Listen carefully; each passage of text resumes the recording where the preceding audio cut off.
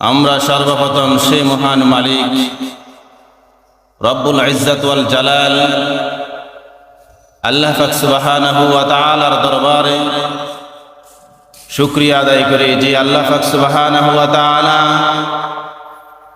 আমাদেরকে জুমার নামাজ আদায়ের উদ্দেশ্যে আল্লাহর ঘর মসজিদে আসার মতো তৌফিক দান করেছেন। এই জন্য সেই মহান মালিকের দরবারে আমরা শুকরিয়া আদায় করি, আলহামদুলিল্লাহ।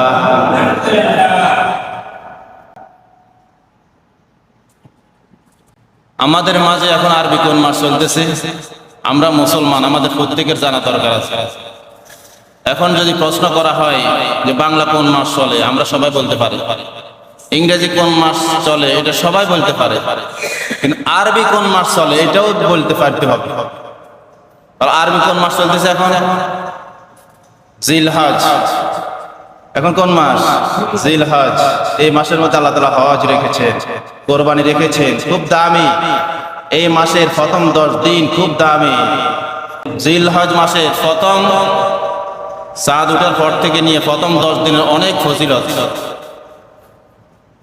প্রথম তারিখ থেকে 8 তারিখ পর্যন্ত প্রত্যেকটা রোজার বিনিময়ে আল্লাহ তাআলা 1 বছর নফল রোজা রাখার সওয়াব দিয়ে দিবেন। সুবহানাল্লাহ। তাহলে প্রত্যেকটা একদিনের রোজার বিনিময়ে 1 বছরের রোজার সওয়াব আল্লাহ তাআলা দিয়ে দিবেন। আর 9 তারিখের রোজা যেটা ইয়াউম আরাফা, আরাফার রোজা, সেটার কারণে আল্লাহ তাআলা বান্দার পিছনে এবং সামনের অর্থাৎ 2 বছরের গুনাহ মাফ করে দিবেন। তাহলে আমরা প্রত্যেক রোজাগুলো রাখার চেষ্টা করব, কিন্তু 9 তারিখেরটা অবশ্যই রাখার চেষ্টা করব। অনেক ফজিলত। এই কুরবানি আমাদের সামনে আসছে, কুরবানির অনেক বড় ইতিহাস, বললে অনেক লম্বা আলোচনা। তারপর আমি সংক্ষেপে বলতে চাই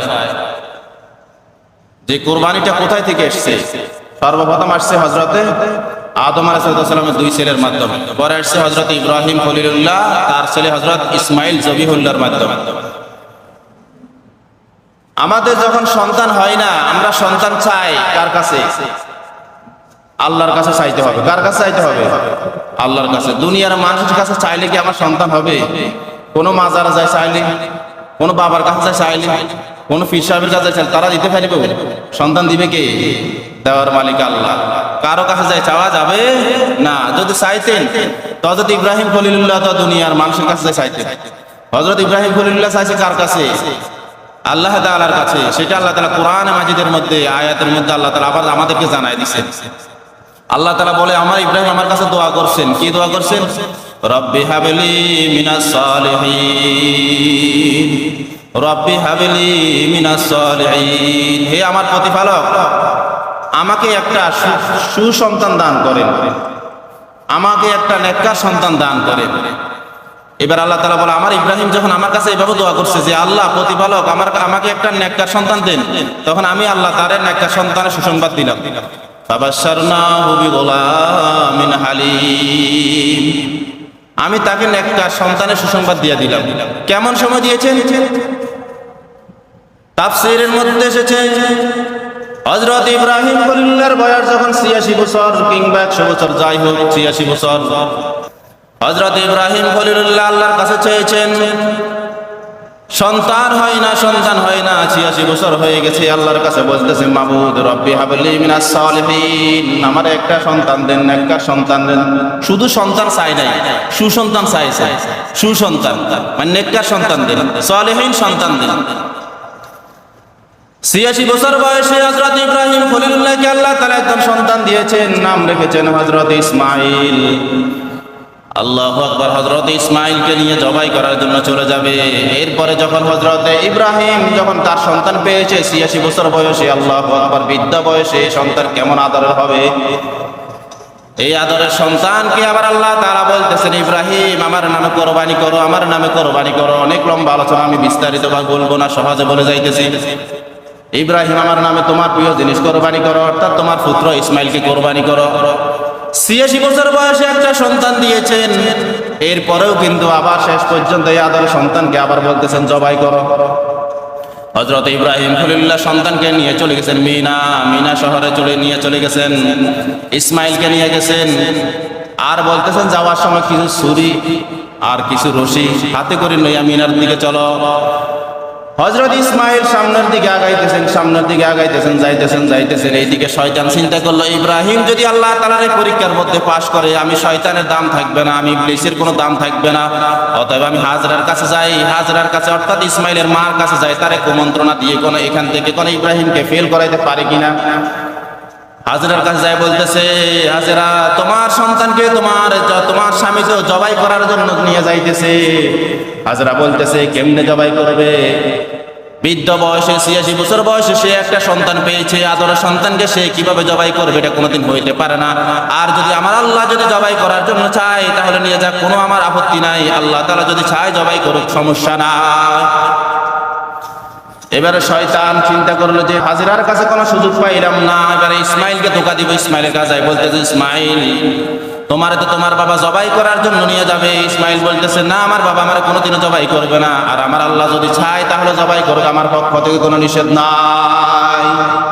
সুবহানাল্লাহ। এরপরে ইব্রাহিমের কাছে চলে গেছে, ইব্রাহিম তোমার আল্লাহ তোমার স্বপ্নের মধ্যে যেটা দেখাইছে এটা শয়তানে দেখাইছে, আল্লাহ দেখাই নাই। নাউজুবিল্লাহ, তুমি নিও না। এরপরে হযরত ইব্রাহিম তারে পাথর মেরেছে, এক মুষ্টি পাথর মেরেছে। সেই মুষ্টির মধ্যে ৭টা পাথর ছিল। ৩ জায়গায় ধোঁকা দিয়েছে, ৩ জায়গায় ৩ মুষ্টি মেরেছেন। মুষ্টির মধ্যে কয়টা পাথর ছিল? ৭টা ছিল। এই পাথর মারাটাকে আল্লাহ তাআলা এমন ভাবে কবুল করে নিয়েছেন, মাওলাই কারীম বলে, আমার যতদিন পর্যন্ত হাজী সাহেবরা হজ করার জন্য আসবে, সমস্ত হাজী সাহেবরা এই জায়গাগুলোর মধ্যে পাথর যদি না মারে, আমি তার হজকে কবুল করব না। কারণ আমার ইব্রাহিমের পাথর মারাটা আমি আল্লাহর কাছে অনেক ভালো লেগেছে, যার জন্য আমি আল্লাহ তাআলা এটাকে পছন্দ করেছি। এরপরে যখন মিনা শহরে নিয়ে গেলেন, মিনার বাজারে নিয়ে গেলেন, হযরত ইব্রাহিম তার সন্তান ইসমাইলকে নিয়ে এবারে বলতেছে, ক্বালা ইয়া বুনাইয়া ইন্নী আরা ফিল মানামি আন্নী আযবাহুকা ফানজুর মাযা তারা। আল্লাহু আকবার। হযরত ইব্রাহিম খলিলুল্লাহ বলেন, ক্বালা ইয়া বুনাইয়া ইন্নী আরা ফিল মানামি আন্নী আযবাহুকা, হে আমার আদরের সন্তান ইসমাইল, আমি গত রাত্রে স্বপ্নে দেখেছি, আমি এখন যেন স্বপ্নে দেখতেছি, এখনো যেন আমি দেখতেছি আমি তোমার জবাই করতেছি। তোমার কি করতেছি? জবাই করতেছি। ফানজুর মাযা তারা, তোমার অভিমত কি, তোমার মতামত কি, আমারে শোনাও। আল্লাহ তাআলার পক্ষ থেকে অর্ডার এসেছে জবাইয়ের জন্য, কিন্তু সন্তানকে কেন শোনাইছে? মুফাসসিরিনে কেরাম বলতেছেন সন্তানকে এই জন্য শোনাইছে কারণ আল্লাহ তাআলা বাবাকে পরীক্ষা করবেন, সাথে সাথে সন্তানকেও পরীক্ষা করবেন। বাবারে পরীক্ষা করেছেন সেই সন্তানকে কোরবানি দেয় কিনা, আর সন্তানকে পরীক্ষা করেছে সন্তান আল্লাহ তাআলার হুকুমকে মান্য করে কিনা। সুবহানাল্লাহ। बाप का बेटा सिपाही का घोड़ा कुछ ना हो तो थोड़ा थोड़ा, অর্থাৎ বাপের সন্তান বাপের মতোই হবে, কিছু না হোক অল্প অল্প হইলেও তো বাপের মতোই হবে। ইব্রাহিম খলিলুল্লাহ বলতেছে, ক্বালা ইয়া বুনাইয়া ইন্নী আরা ফিল মানামি আন্নী আযবাহুকা ফানজুর মাযা তারা। ইব্রাহিম বলে, হে আমার আদরের সন্তান, আমার সন্তান, কলিজার টুকরা সন্তান, আমি দেখতেছি তোমারে জবাই করতেছি, এখন তোমার মতামত কি, আমারে শোনাও। সন্তান ইসমাইল ডাক দিয়া বলতেছে, আল্লাহু আকবার, ক্বালা ইয়া আবাতি ফাআল মা তুমার সাতাজিদুনি ইনশাআল্লাহু মিনাস সাবিরিন। ইসমাইল বলতেছে, আব্বা জান, আপনাকে যদি আল্লাহ তাআলা আমাকে জবাই করার জন্য নির্দেশ দিয়ে থাকে, আপনাকে যদি আমার আল্লাহ তাআলা জবাই করার জন্য অর্ডার করে থাকে, তাহলে অবশ্যই অবশ্যই আপনি তাই করুন, আমাকে জবাই করুন, আপনি আমাকে ধৈর্যশীল হিসাবে পেয়ে যাবেন, আপনি আমাকে ধৈর্যশীলদের অন্তর্ভুক্ত হিসাবে পেয়ে যাবেন। আপনাকে আল্লাহ তাআলা যেটা অর্ডার করেছেন আপনি সেটাই করুন। দেখছেন, যেমন সন্তান তেমন বাবা, যেমন বাবা তেমন সন্তান। আল্লাহ তাআলা বাবাকে পরীক্ষা করেছে যে ইসমাইলকে কি আসলে জবাই করে কিনা দেখি, ঠিক বাবা জবাই করার জন্য নিয়ে গেছে। আবার সন্তানকে পরীক্ষা করেছে, সন্তানকে আল্লাহ হুকুম মান্য করে না অমান্য করে দেখি, দেখতেছে সন্তানও মান্য করে, দোনোজন এক সমান। সন্তান বলতেছে, আমার বাবা যান, আব্বা যান, আপনি আমাকে যে জবাই করবেন, আপনি আমাকে ছুরি চালাইবেন, আল্লাহু আকবার, আমার হাত পা গুলা সুন্দর করে শক্ত করে বেঁধে ফেলবেন, যাতে করে ছুরির যন্ত্রণার কারণে আমার অনিচ্ছায় যদি আমার হাত পা একটা যদি ছুটে যায়, হয়তো আপনার গায়ের মধ্যে লাথি লাগতে পারে, যার জন্য আমার শক্ত করে বাঁধবেন। সন্তান বাবারে শিখাই দেয়। দ্বিতীয় নম্বর প্রশ্ন, আব্বা যান, আপনি আমাকে জবাই করার সময় আমারে শীত করে শোয়াইবেন না, আমার উপর করে শোয়াইবেন, কারণ যখন শীত করে শোয়াইবেন আমার সুন্দর ফুটফুটে চেহারার দিকে তাকাইলে আপনার মায়া লেগে যাবে, কারণ আপনার ৮৬ বছর বয়সে আপনি একটা সন্তান পেয়েছেন, সেই আদর সন্তানকে আপনি জবাই দিবেন, আমার চেহারার দিকে যখন তাকাইবেন আপনার মায়া লেগে যাবে, হয়তো আপনার মায়া লেগে গেলে আপনার মনটা ছোট হয়ে যাবে, যার জন্য আব্বা যান আপনি আমার উপর করে শোয়াইয়া জবাই করবেন। ৩ নম্বর শর্ত হলো, যে জবাই হয়ে যাওয়ার পরে রক্ত মাথা জামা কাপড়গুলা আমার মাকে দিয়ে বলবেন, হাজরা তুমি কান্না করিও না, তোমার সন্তানকে আল্লাহ চেয়েছে, যার জন্য আল্লাহ নিয়েছে। যখন জবাই করতেছে ছুরি চালাইতেছে, ছুরি কাজ হয় না, ছুরি দিয়ে ধরে না। এদিকে আল্লাহ তাআলা বলেন, ও আমার ফেরেশতারা দেখো, আমার ইব্রাহিম পরীক্ষার মধ্যে পাশ করেছে, সে ঠিকই ছুরি চালাইতেছে, আমার ইব্রাহিম তো আমার জন্য এত পাগল হয়ে গেছে, যতক্ষণ পর্যন্ত আল্লাহু আকবার তার গায়ের থেকে, ইসমাইলের গায়ের থেকে রক্ত না ঝরবে, ততক্ষণ পর্যন্ত শেষ চেষ্টা করে যাইবে, ছাড়বে না। যাও একটা কাজ করে, জান্নাত থেকে একটা দুম্বা নিয়ে যাও, এই দুম্বাটাকে নিয়ে ইসমাইলকে সরাইয়া দিয়া ইব্রাহিমের ছুরির নিচে দিয়ে শোয়া দাও, আর আমার ইসমাইলকে সরাইয়া দাও। আল্লাহু আকবার। হযরত জিবরাইল আল্লাহ তাআলার পক্ষ থেকে আসছে, জান্নাত থেকে আল্লাহু আকবার এই কথা বলতে বলতে আসি ইব্রাহিমের ছুরির নিচ থেকে ইসমাইলকে সরাইয়া ফেলছে, সরাইয়া দুম্বাটা শোয়া দিয়েছে। যখন জবাই হয়ে গেছে, এবার ইব্রাহিম দেখতেছে আশ্চর্য ব্যাপার, আমার ইসমাইল ফাঁসি দিয়ে খাড়াই রয়েছে, আর নিচে দিয়ে একটা দুম্বা জবাই হয়ে রয়েছে। যে তাকবীরে তাসবিহটা আমরা বলি, এটা আসে স্বয়ং আসমান থেকে এসেছে, হযরত জিবরাইলের মাধ্যমে আসমান থেকে এসেছে। হযরত জিবরাইল এক বাক্য বলছেন, আল্লাহু আকবার, আল্লাহু আকবার। ইসমাইল বলতেছে লা ইলাহা ইল্লাল্লাহু আল্লাহু আকবার, আর ইসমাইল, ইব্রাহিম আর ফেরেশতা সবাই মিলে বলতেছে আল্লাহু আকবার, আল্লাহু আকবার, ওয়ালিল্লাহিল হামদ। এই হলো কুরবানির ইতিহাস। অনেক লম্বা আলোচনা, আমি সহজে বলছি, সময় সংকীর্ণ, যার জন্য কুরবানির অনেক গুরুত্ব। আল্লাহ তাআলা কোরআন মাজিদের ৩০ নম্বর পারায় সূরা কাউসারের ২য় নম্বর আয়াতের মধ্যে আল্লাহ তাআলা বলেছেন, ফাসাল্লি লিরাব্বিকা ওয়ানহার। কি বলেছেন? ফাসাল্লি লিরাব্বিকা ওয়ানহার। মানে আল্লাহ তাআলা নির্দেশ দিয়েছেন, নবীজি তুমি এবং তোমার সমস্ত উম্মতেরা আমি আল্লাহর জন্য নামাজ পড়বে এবং আমি আল্লাহর নামে কোরবানি দিবে। তাহলে কোরবানি করবে কার জন্য? না মানুষের জন্য? আল্লাহর জন্য। এরপরে আবার বলেছেন আল্লাহ তাআলা আর এক আয়াতের মধ্যে বলেন, কুল ইন্না সালাতি ওয়া নুসুকি ওয়া মাহইয়ায়া ওয়া মামাতি লিল্লাহি রাব্বিল আলামিন। আল্লাহ রাব্বুল আলামিন বলেন,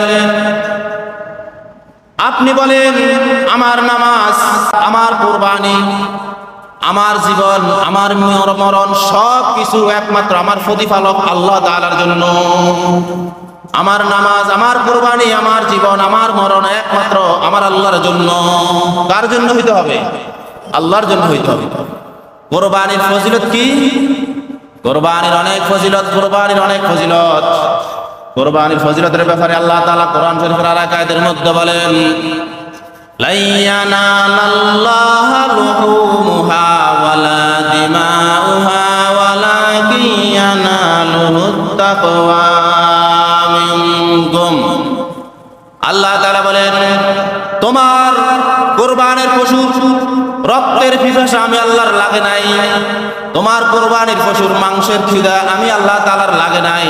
অতএব আমি আল্লাহ তাআলার তোমার কুরবানির পশুর রক্ত এবং গোশত আমি আল্লাহর দরকার নাই, আমি আল্লাহ চাই না। আমি আল্লাহর প্রয়োজন একটা, সেটা যে তোমার মনের খবর, তোমার নিয়ত কি আছে, আমি আল্লাহর ভয় আছে কিনা, আমি আল্লাহর তাকওয়া তোমার ভিতরে আছে কিনা, কুরবানিটা আমি আল্লাহর জন্য দিতেছো কিনা, আমি আল্লাহ শুধু এটাই চাই।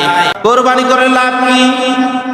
হযরত যায়েদ বিন আরকাম রাদিয়াল্লাহু তাআলা আনহু থেকে হাদিস বর্ণিত, আন যায়েদ বিন আরকাম রাদিয়াল্লাহু তাআলা আনহু قال يا اصحابي يا رسول الله রাসূলুল্লাহ মা হাযিহিল আযাহি ইয়া রাসূলুল্লাহ, হে আল্লাহ রাসূল সাল্লাল্লাহু আলাইহি সাল্লাম কুরবানি কি জিনিস? মা হাযিহিল আযাহি ইয়া রাসূলুল্লাহ, হে আল্লাহ রাসূল সাল্লাল্লাহু আলাইহি সাল্লাম কুরবানি কি জিনিস? আল্লাহ রাসূল বলেন ক্বালা সুন্নাত আবিকুম ইব্রাহিম, সুন্নাত আবিকুম ইব্রাহিম, এটা হচ্ছে তোমাদের জাতির পিতা ইব্রাহিম আলাইহিস সালাতু ওয়াস সালামের আদর্শ। কুরবানি সাহাবায়ে কেরাম প্রশ্ন করেন ইয়া রাসূলুল্লাহ মা হাযিহিল আযাহি ইয়া রাসূলুল্লাহ, হে আল্লাহ রাসূল সাল্লাল্লাহু আলাইহি সাল্লাম কুরবানি কি জিনিস? কুরবানি কি? আল্লাহ রাসূল বলেন ক্বালা সুন্নাত আবিকুম ইব্রাহিম খলিলুল্লাহ, এটা হচ্ছে তোমাদের জাতির পিতা হযরত ইব্রাহিম আলাইহিস সালাতু ওয়াস সালামের আদর্শ বা সুন্নাত। এরপরে সাহাবায়ে কেরাম বলেন ক্বালু ফামা লানা ফিহা ইয়া রাসূলুল্লাহ, হে আল্লাহ রাসূল সাল্লাল্লাহু আলাইহি সাল্লাম কুরবানি করলে আমাদের কি লাভ হবে? কে বলেন এই কথা? সাহাবায়ে কেরাম বলেন ক্বালু, সাহাবায়ে কেরাম বলেন ফামা লানা ফিহা ইয়া রাসূলুল্লাহ, হে আল্লাহ রাসূল সাল্লাল্লাহু আলাইহি সাল্লাম কুরবানি করলে আমাদের কি লাভ হবে? ক্বালা বিকুল্লি শারাতিন হাসানা, ক্বালা শারাত বিকুল্লি শারাতিন হাসানা, আল্লাহ রাসূল বলেন প্রত্যেকটা চুলের বিনিময়ে আল্লাহ তাআলা নেক দিয়ে দিবেন। প্রত্যেকটা চুলের বিনিময়ে কি দিয়ে দিবেন? নেক দিয়ে দিবেন। প্রত্যেকটা চুলের বিনিময়ে আল্লাহ তাআলা নেক দিয়ে দিবেন। এরপরে আবার সাহাবায়ে কেরাম বলেন ক্বালু ফাসুফু ইয়া রাসূলুল্লাহ, ক্বালু ফাসুফু ইয়া রাসূলুল্লাহ, হে আল্লাহ রাসূল সাল্লাল্লাহু আলাইহি সাল্লাম ফসমের বিনিময়ে কি নেক পাওয়া যাবে? এবার আল্লাহ রাসূল বলেন ক্বালা বিকুল্লি শারাতিন মিনাস সুফি হাসানা, ক্বালা বিকুল্লি শারাতিন মিনাস সুফি হাসানা, অর্থাৎ যেই ব্যক্তি একমাত্র আল্লাহ তাআলার জন্য খালিস নিয়ত নিয়ে যেই ব্যক্তি একমাত্র আল্লাহ তাআলা সন্তুষ্টির জন্য কুরবানি দিবে, আল্লাহ তাআলা তার আমলনামার মধ্যে কুরবানি গরুর গায়ের মধ্যে যতগুলো চুল যতগুলো ফসম আছে ওই পরিমাণ নেকি দিয়ে দিবে। কোরবানির পশুর গায়ে যতগুলা পশম আছে যতগুলা চুল আছে ওই পরিমাণ নেক আল্লাহ তাআলা আমলনামা দিয়ে দিবে। ঈমান থাকতে হবে, তাকওয়া থাকতে হবে, মানুষকে দেখানোর জন্য কোরবানি দিবেন এই সওয়াব পাবেন না। একমাত্র আল্লাহ তাআলার রাজামন্দির জন্য দিবেন, তাহলে এই কোরবানির সওয়াব আপনি পেয়ে যাবেন প্রত্যেক পশম এবং চুলের বিনিময়ে। তখন পাবেন যখন একমাত্র আল্লাহ তাআলাকে সন্তুষ্টি করার জন্য কোরবানি দিবেন, এর আগে পাওয়া যাবে না। যখন এটা করবেন আল্লাহ তাআলার জন্য তখন পাবেন আপনি কোরবানির সওয়াব। কোরবানি যাদের উপর সামর্থ্য আছে, যারা কোরবানি দিতেছে না তাদের ব্যাপারেও হুমকি আছে, তাদের ব্যাপারেও আল্লাহ রাসূল সাল্লাল্লাহু আলাইহি সাল্লাম বলেছেন এত সহজ নয়। কোরবানি দিলে যে প্রত্যেকটা পশমের বিনিময়ে আর চুলের বিনিময়ে নেক পাবেন এটা ঠিক আছে, কিন্তু আবার না দিলেও কিন্তু কঠিন শাস্তি আছে। কি শাস্তি? ক্বালা রাসূলুল্লাহ সাল্লাল্লাহু আলাইহি ওয়াসাল্লাম, আল্লাহ রাসূল বলেন মান ওয়াজাদা সাআ ওয়া লাম ইউযাহি, যার উপর কুরবানি সামর্থ্য হয়েছে কিন্তু ওয়া লাম ইউযাহি সে কুরবানি করলো না, আল্লাহ রাসূল বলেন ফালা ইয়াকরাবান্না মুসাল্লানা, ফালা ইয়াকরাবান্না মুসাল্লানা, তারা যেন আমার ঈদগাহের পাশে দিয়ে যেন না আসে, আমার ঈদগাহের নিকটবর্তীও যেন না আসে। এটা কি এত সহজ আপনাদের কাছে মনে হয়? একজন মানুষ আরেকজন মানুষের প্রতি কত বড় কষ্ট পেলে যন্ত্রণা পেলে বলে যে আমার বাড়ির পাশে দিয়ে হাঁটিস না, আমার বাড়ির পাশে দিয়ে হাঁটিস না, আসিস না, বলে না? কত বড় যন্ত্রণা ফেলে। আল্লাহ রাসূল বলেন মান ওয়াজাদা সাআ ওয়া লাম ইউযাহি, যাদের উপর কুরবানি দেওয়ার সামর্থ্য আছে তারপরেও কুরবানি দিল না, ফালা ইয়াকরাবান্না মুসাল্লানা, সে যেন ঈদের দিন সকালবেলা আমার মুসল্লিরা যখন আমার উম্মতরা যখন ঈদগাহের মধ্যে আসবে নামাজ পড়ার জন্য আল্লাহু আকবার, সে যেন ঈদগাহের নিকটবর্তী যেন না আসে, সে যেন ঈদগাহে না আসে। তাহলে বুঝা গেছে যার উপরে কোরবানি দেওয়ার সামর্থ্য আছে তারপরেও কোরবানি দিল না, সে ঈদগাহে আসে কোনো লাভ নাই। তারা আল্লাহ রাসূল তো নিষেধ করেছে তুই ঈদগাহে আসিস না, কারণ তোর উপরে কোরবানি ওয়াজিব হয়েছে, তুমি কেন কোরবানি দিল না? এই জন্য তুমি ঈদগাহে আসিও। কে বলেছে? আল্লাহ রাসূল বলেছেন মান ওয়াজাদা সাআ ওয়া লাম ইউযাহি, যার উপরে কোরবানি দেওয়ার সামর্থ্য আছে তারপরেও কোরবানি দিল না, ফালা ইয়াকরাবান্না মুসাল্লানা, সে যেন ঈদগাহের নিকটবর্তী যেন না আসে। তাহলে দিব তো কোরবানি ইনশাআল্লাহ, যাদের উপর সামর্থ্য আছে। দিব কার জন্য? আল্লাহর জন্য, দুনিয়ার কোনো মানুষের জন্য নয়, একমাত্র আমার আল্লাহর জন্য দিতে হবে।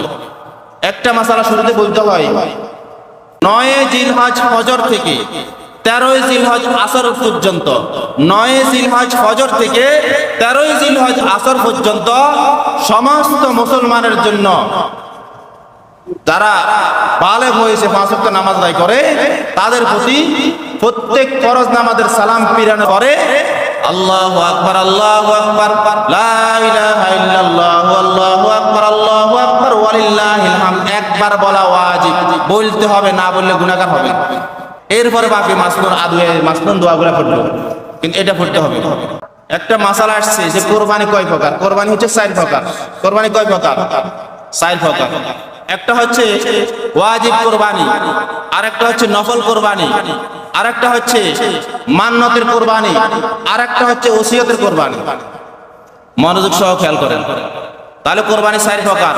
একটা ওয়াজিব কোরবানি, আরেকটা হচ্ছে নফল কোরবানি, আরেকটা হচ্ছে মান্নতের কোরবানি, আরেকটা হচ্ছে ওসিয়তের কোরবানি। ওয়াজিব কোরবানি এবং নফল কোরবানি সবাই খেতে পারবে, ধনী হোক গরিব হোক, যে দিছে সে সবাই খেতে পারবে। ওয়াজিব কোরবানি আর নফল কোরবানির গোশত সবাই খেতে পারবে। আর মান্নতের কোরবানি আর ওসিয়ত কোরবানি যে দিয়েছে সে খেতে পারবে না, তার ওয়ারিসেরা খেতে পারবে না, বড় লোকেরা খেতে পারবে না। এটা সম্পূর্ণ মিসকিনদেরকে বিলিয়ে দিতে হবে। তাহলে মাসালাটা জানা হয়েছে নি? এবার আসেন ওয়াজিব কোরবানি কোনটা? এই কোরবানির যেটা ওয়াজিব, এটার নাম হচ্ছে কোরবানির মধ্যে যেটা দিব কোরবানি, এটা কি ওয়াজিব, এটার গোশত সবাই খেতে পারবে।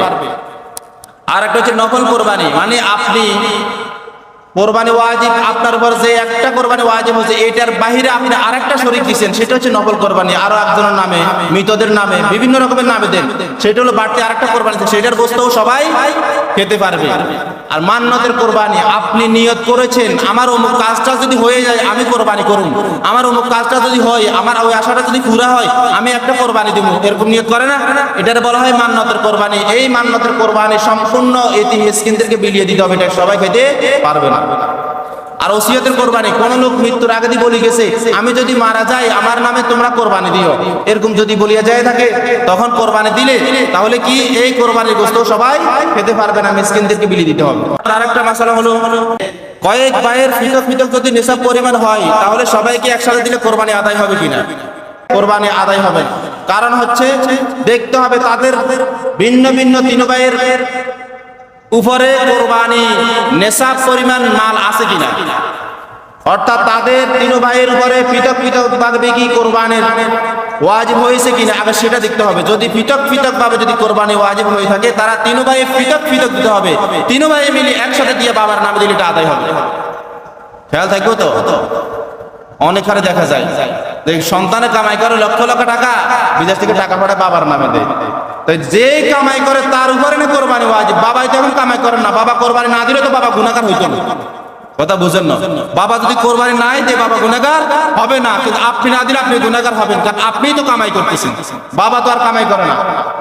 হ্যাঁ, আপনার যদি সামর্থ্য থাকে, যেমন একটা গরুর মধ্যে 7 জনে পর্যন্ত দেওয়া যায়, তাহলে আপনার নামেরটা ওয়াজিব দেওয়ার পরে এবার আপনি বাবার নামে দেন, মার নামে দেন, যারা মারা গেছে তাদের নামে দেন, নিষেধ নাই। খেয়াল থাকবে তো? আরেকটা মাসালা আসছে, শরীকে কারো যদি গোশত খাওয়া নিয়ত থাকে তাহলে কি হবে? যেমন একটা কোরবানির মধ্যে 3 জন 4 জন 5 জন 6 জনের কোরবানি দিচ্ছে, এখানের মধ্যে কারো নিয়ত যদি এরকম থাকে এদিক সেদিক, যেমন আমি কোরবানি দিলে তো আমার ঈদের 2 দিন পরে একটা অনুষ্ঠান আছে, কোরবানি দিলে আমার 2 দিন পরে বিয়ের অনুষ্ঠান আছে, বা যাই হোক আমার বাইরে আসবো বা নতুন জামা আসবো, যাই হোক একটা অনুষ্ঠান আছে, তাহলে কোরবানি দেওয়ার কারণে আমার ওই অনুষ্ঠানটাও চলবে।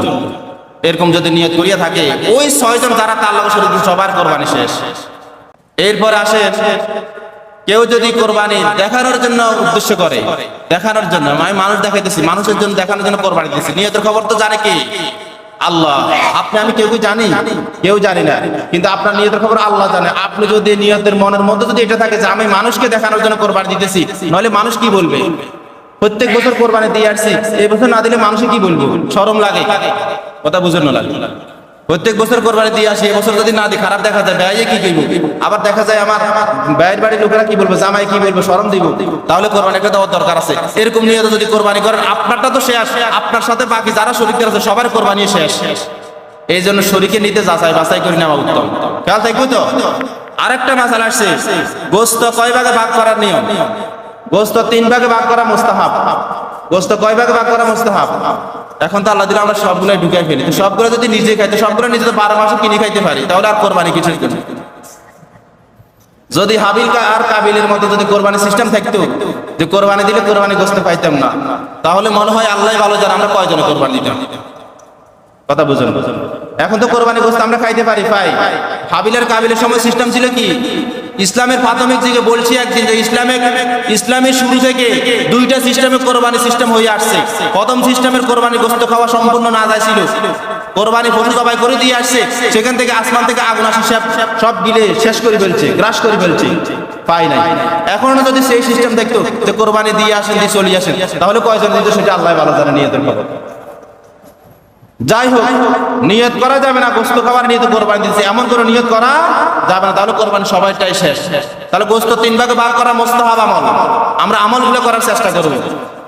1 ভাগ নিজের ঘরের জন্য রাখবো, আর 1 ভাগ হচ্ছে আমার আত্মীয় স্বজন গরিব যারা আসে অসহায় এদের জন্য, এদেরকে দিয়ে দিব। আর 1 ভাগ মিসকিন একেবারে দুর্বল অসহায় যারা আছে এদেরকে দান করবো। তাহলে 3 ভাগে কোরবানি করবো তো ইনশাআল্লাহ। কোরবানি গোশতকে আমরা কয় ভাগ ভাগ করবো? 3 ভাগ ভাগ করবো ইনশাআল্লাহ। আর একটা মাসালা আসছে যে গোশত বানানোর লোক নিলে তাকে কি গোশত দেওয়া যায় কিনা? না, এটা আদায় হবে না। কারণ আপনি তাকে নেওয়ার আগে তার সাথে চুক্তি হবে আপনার বদলা হিসাবে। মাটি কাটার জন্য বদলা নেননি, গাছ কাটার জন্য বদলা নেননি, ডাল কাটার জন্য বদলা নেননি, তাকে এইভাবে বদলা হিসাবে নিতে হবে যে তুমি আমার গোশত বানাই দিবে, তোমার 500 টাকা দেবো, বা তুমি আমার গোশত বানাই দিবে, বা তোমার 1000 টাকা দেবো। জনজনের চুক্তির মাধ্যমে একটা নির্দিষ্ট একটা দাহ্য থাকতে হবে, তার বদলা বাবদ একটা দাহ্য থাকতে হবে। ওই বদলা বাবদ দিয়ে তার দ্বারা কোরবানির গোশত আপনাকে বানানোর জন্য নিতে পারবেন। আপনি তার বদলা খরচ দেওয়ার পরে আপনি যদি চিন্তা করেন যে লোকটা গরিব, তারা আমি আমার নিজের গোশত থেকে তার কিছু দিই, সেটা হলো ভিন্ন ব্যাপার। আপনি দান করছেন, গোশত না দিলেও কোনো সমস্যা নাই, আপনি তো পারিশ্রমিক দিচ্ছেন, আর দিলে আপনার ব্যাপার। কিন্তু পারিশ্রমিক না দিয়ে যদি গোশত সবগুলাই দিয়ে দেন, তারপরও আপনার কোরবানি আদায় হবে না। এক কথায় পারিশ্রমিক নির্ধারণ করতে হবে। কথা বুঝে আসছেন? তাহলে যাদেরকে দিয়ে গোশত বানাইবেন এদের জন্য পারিশ্রমিক নির্ধারিত করতেই হবে। আর একটা মাসালা আসছে, কোরবানির সাথে আকিকা দেওয়া যাবে কিনা?